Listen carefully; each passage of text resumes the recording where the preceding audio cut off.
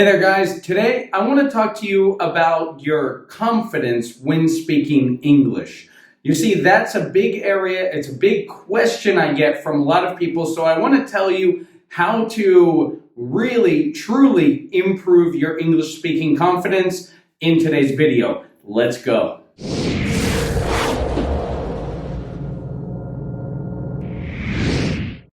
Hey guys, welcome back to the channel. My name's Jesse and I'm an English fluency coach. I specialize in helping the intermediate or advanced English speaker bridge that gap from being a really good English speaker to having full control, being fluent, and thinking and speaking directly in English without hesitation, without doubting yourself, and without that little voice in the back of your head that says you're not good enough. Right? So if that interests you, if that's something you think you need, subscribe and hit the bell so you get new videos every week. But today, I want to talk to you about your English speaking confidence. Before that, let me just ask something from you. I am using this. I'm not sure if it's being picked up. Sometimes it picks up my voice. Sometimes it doesn't. It's this Boya BYM1.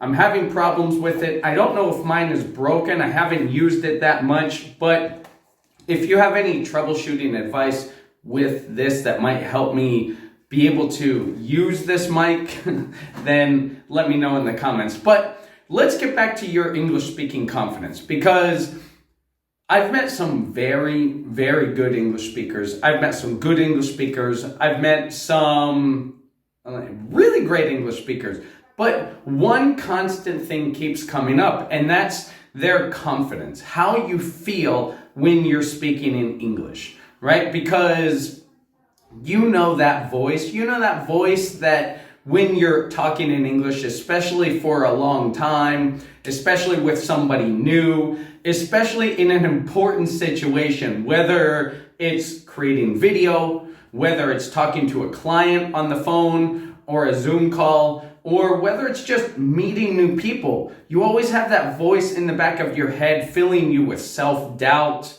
making you think, question whether people are following you or whether you're making sense, whether you're making mistakes. Everyone's so afraid of mistakes. Well, let's shut that voice up today, and I'll show you how to do it, and I'll actually show you why asking about your English speaking confidence is actually starting in the wrong place. So when you say that you want to improve your English speaking confidence, you want to be more confident when speaking English. My clients ask me a lot, right? That's why people come to me, right? That's one of the big reasons. It's not really to improve their English, although it is, they think it is, but it's mostly confidence in what you believe in yourself, right? So the first thing is, when you ask, how do I speak English more confidently? That's actually ahead of what you should be asking. That's not the right question. So let's step back and let's think about what is the right question. And I'll ask you the same question that I ask my clients, right? So if you want to improve your English speaking confidence, I'll probably ask a few questions, but the one question I'll ask is English the only place you struggle with confidence, right? Is English the only place you struggle with confidence? Or in other words, are there other areas that you struggle with confidence? That's the question to get underneath the English issue. And I'll explain myself in a minute.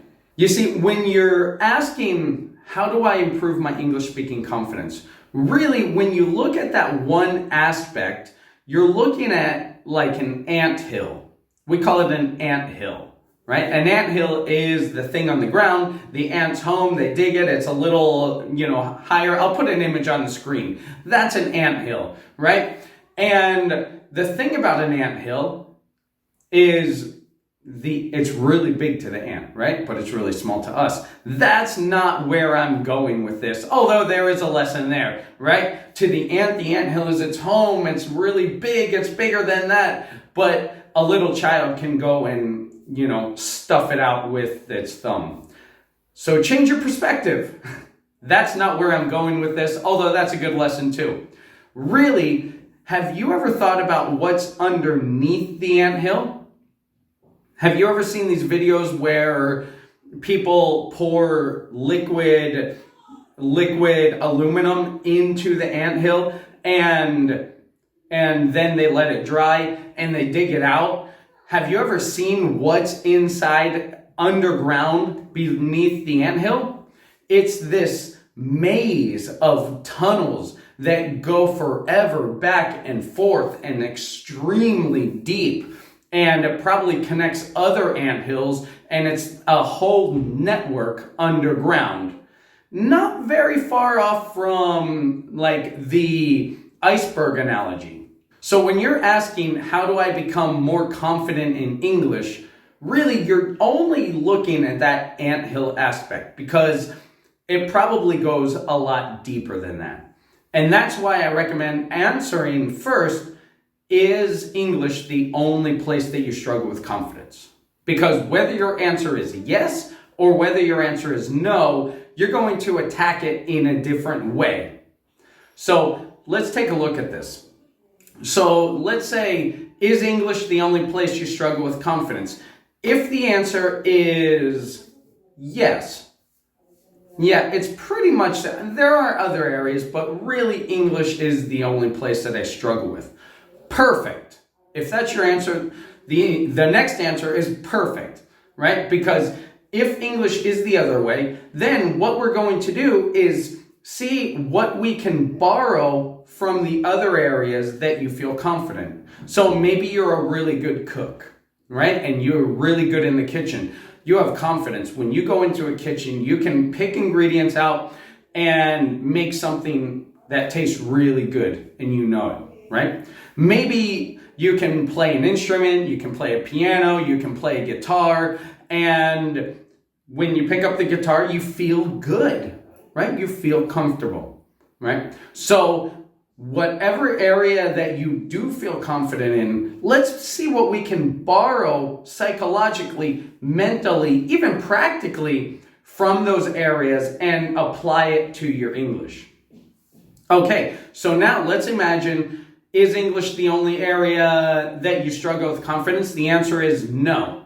No, I really struggle with more areas. Most areas I struggle with my confidence, right? Perfect, right? But you see, both answers, the answer is perfect because we have a way to fix that. And if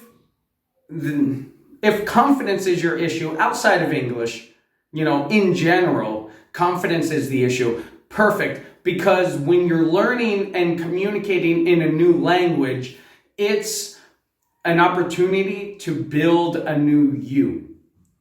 It's an opportunity to build a new you. I'm going to say this again because it's that important. When you learn and communicate in another language, it's an opportunity to build a new you. So, first, why? Because it's literally making firing connections and using different parts of your brain from your native language to your learned language. So you're actually communicating with a different part of your brain. So if you want to be more confident, you want to be more rational and rationally minded, you want to be more outgoing, you're really outgoing and you want to be more reserved. Maybe you want to be more of a critical thinker. These are all benefits of learning another language, by the way, as well. But maybe you want to think more critically. Maybe you want to be a deeper thinker. Maybe you want to have a different type of friend network group, right? Maybe you want to be more professional. Maybe you want to be more relaxed. Whatever you want, you can create that person in English or in a foreign language. Anybody out there who speaks several foreign languages, comment below and let me know if this is true. It's true based on my experience. It's true based on what I've worked with clients and students in the past. I mean, it's true, but let me know if this has been accurate for you as well. So going back to confidence, right? We're digging deeper than just the English speaking confidence. We're digging deeper because we're asking ourselves, is English the only area where I lack this confidence, right? If the answer is yes, it is, perfect. Borrow from other areas where you feel confident. If the answer is no, you're not confident in general, perfect, because this is a perfect opportunity to build a new confident you. Because guess what? You're in a foreign language. You're supposed to be, not you're supposed to be, but it's acceptable to make certain mistakes, right? Depending on what you're specifically using it for, you always want to decrease the mistakes, but it's also important to realize we make mistakes in our native language. You see me get tongue-tied a lot on here and find the correct words and sometimes have to think about what exactly I want to say. The same thing. The problem is when people do it in a foreign language, especially in English, you feel extra self-conscious. Because why? Because you don't notice yourself doing that in your native language, but you are. But you are, because it's human. So that's another bonus tip is accept your mistakes and learn from them, right? Accept that we get tongue-tied as humans.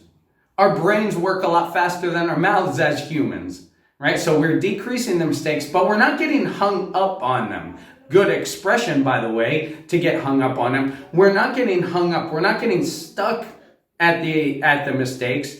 We're accepting it, we're learning from it, and we're moving on, right? And that's your practical tip. So that's my tip for today. That's my tip on how to increase your English speaking confidence. We're looking deeper. We're not just looking at the English confidence. We're looking inside you and how we can raise the level of confidence in general, right?